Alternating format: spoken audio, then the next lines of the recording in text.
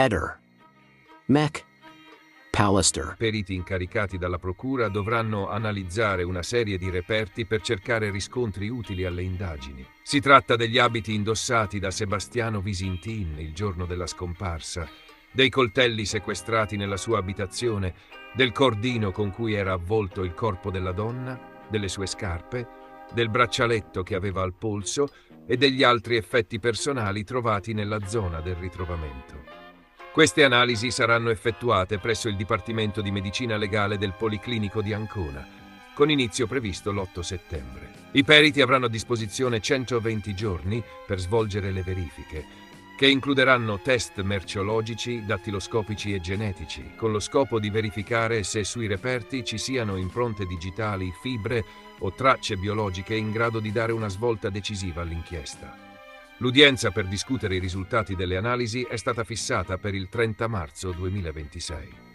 Nel frattempo, la difesa di Sebastiano Visintin ha presentato ricorso in Cassazione, sostenendo l'estraneità del marito ai fatti e denunciando quella che ritiene un'impostazione errata delle indagini. La sua posizione resta ufficialmente quella di indagato, ma i legali puntano a dimostrare che le prove non supportano l'ipotesi dell'omicidio da parte sua. Sul piano delle ricostruzioni parallele, Claudio Sterpin, l'amico intimo di Liliana, ha nuovamente rilanciato l'ipotesi della presenza di un'altra figura maschile nella vita della donna, parlando di un presunto farmacista di cui però non ha fornito prove concrete. Visintin ha replicato duramente, sostenendo che queste dichiarazioni sono frutto di fantasie e che il farmacista in questione lo conosceva, ma non avrebbe mai potuto avere un ruolo nella vicenda. Resta ancora aperto il nodo dell'arma del delitto. Gli inquirenti vogliono accertare se uno dei coltelli sequestrati in casa Visintin possa combaciare con i tagli riscontrati sul cordino trovato attorno al collo di Liliana. Se questa corrispondenza venisse dimostrata, si tratterebbe di un elemento particolarmente rilevante per l'accusa. La procura ha escluso con forza l'ipotesi del suicidio, ritenendola incompatibile con la scena del ritrovamento e con le condizioni del corpo. A oggi tutto ruota intorno alla figura del marito, ma restano sul tavolo varie ipotesi, comprese quelle che coinvolgerebbero soggetti terzi o un'eventuale azione premeditata in contesto relazionale. Il fratello di Liliana, Sergio Resinovic, continua a chiedere chiarezza e ha denunciato apertamente gli errori commessi nelle prime fasi dell'indagine, a partire dalle valutazioni autoptiche fino alla gestione dei reperti. La famiglia auspica che la nuova fase peritale sia condotta con il massimo rigore e che si arrivi finalmente a stabilire la verità su quanto accaduto. Con ogni probabilità sarà relativamente difficile che vedo la fine di questa cosa, di questa storia, di questa maledetta invenzione, chiamiamola come vogliamo, perché prima doveva essere un suicidio, eccetera. Subito dopo, adesso deve essere un omicidio, non si sa bene come mai e perché, da appena adesso, ecco, io l'ho detto subito che lei non poteva suicidarsi visto che è morta, o è morta di vecchiaia, o si è suicidata o l'hanno suicidata. Le modalità, dove sono le modalità per un suicidio? Diciamo come è andata là, si è suicidata in quel punto, in quella maniera. È bravissimo l'avvocato Bevilacqua nelle sue requisitorie perché a mestiere si vede, per dire, però a cercare aghi in un pagliaio dove di aghi non ce ne sono, mentre ha ragione che dovevano essere indagate o se non indagate comunque controllate un sacco di persone, ma nel gennaio, febbraio, marzo e i primi mesi di quel maledetto 14, cioè dell'anno 21, subito dopo il 14 dicembre dico io, c'era un sacco di persone che potevano essere controllate allora, io compreso, perché no? Io sono pronto, sono sempre stato pronto a dare la mia spiegazione di cosa ho fatto in quei giorni. E ormai la mia vita è finita già da tempo e adesso comincio ad avere 86 anni suonati. fra 10 o 20 sarà un poco tardi e non prima finirà questa storia, secondo me. Se va avanti così ci vorranno anni per vedere la conclusione. Di questo sono relativamente convinto, perché se partiamo appena con a settembre certe prove, a fine marzo si iniziano i lavori, non si è capito bene, almeno io non ho capito di che cosa. Fine marzo da oggi vuol dire quasi 9 mesi e se ne va il quarto anno e mezzo. Cioè, se tanto mi dà tanto, la vedrete voi forse, vi auguro. Sebastiano nel tempo libero se la prende sempre con te. Va bene, affari sì, fa bene.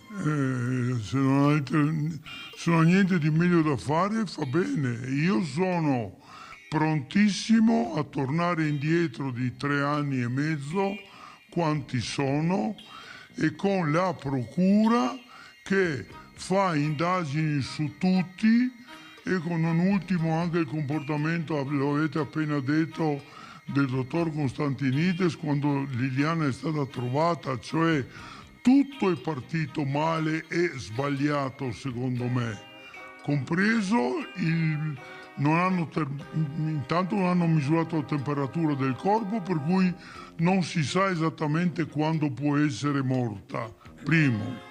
E hanno ravanato, l'ho detto più volte, nel corpo, come ho detto, senza guanti, coi capelli liberi, eccetera, eccetera. Cioè, sono state fatte delle cose che dire incongrue sarebbe poco. E la procura, il procuratore mi ha chiesto se io sapevo qualcosa del farmacista, ha nominato il farmacista, e io per bocca di lei avevo saputo che tra loro era una fetta, una storiella risalente a 40 anni fa.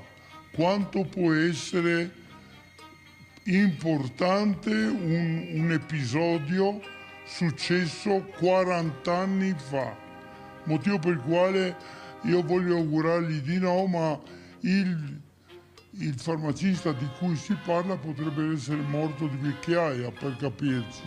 Non era a me che doveva essere rivolta una domanda del genere. Io lo sapevo, come probabilmente poteva saperlo qualche altro, non è escluso. A me è stata rivolta la domanda e io ho dovuto rispondere. Uno non può andare a fare un omicidio 40 anni dopo,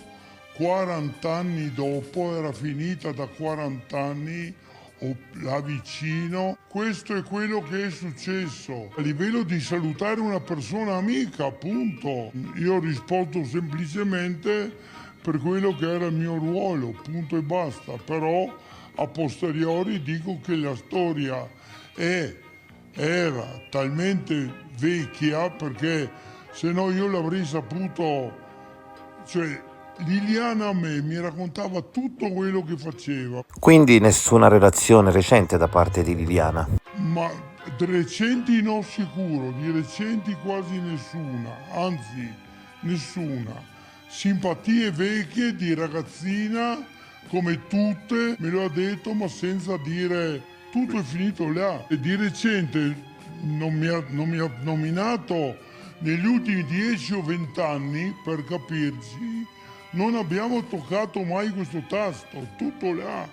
Noi avevamo altri argomenti da trattare. Queste erano storie di 30, 40, perfino più anni prima, che interessavano zero. Ti continuano a chiedere le prove della tua relazione con Liliana. La prossima vita ve le porto. Semplicemente,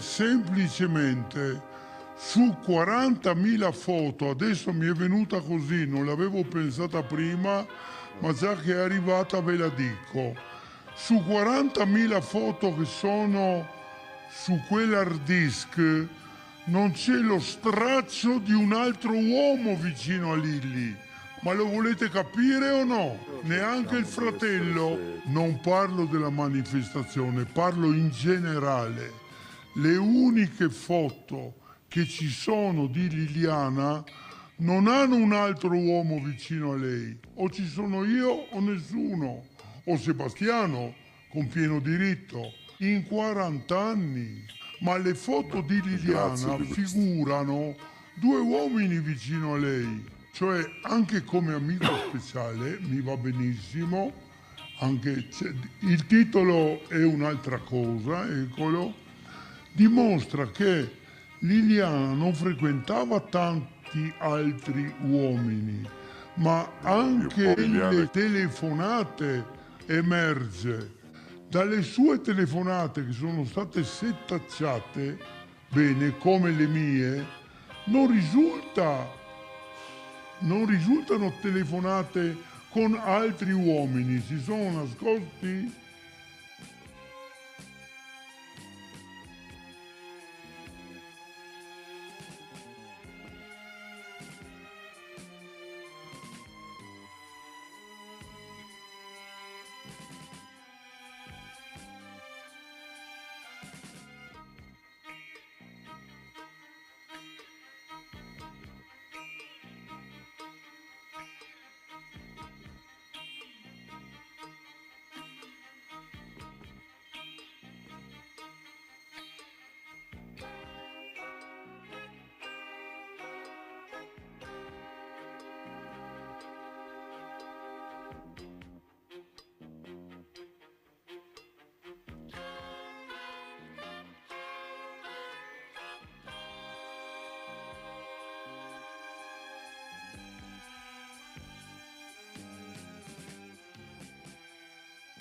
Ehi, non dimenticare di iscriverti a questo canale.